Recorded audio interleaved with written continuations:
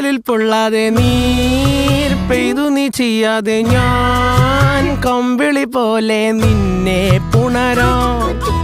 ഞാൻ നിന്നുടെ മാറത്തു മെല്ലെ വേരുകളാഴ്ത്തിടാം. നിൻ ഹരിത പരവതാനിയാവാം.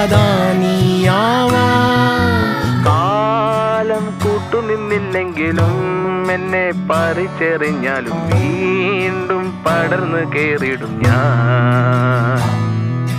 കാലം കൂട്ടുനിന്നില്ലെങ്കിലും എന്നെ പറിച്ചെറിഞ്ഞാലും വീണ്ടും പടർന്നു കേറിടും ഞാൻ.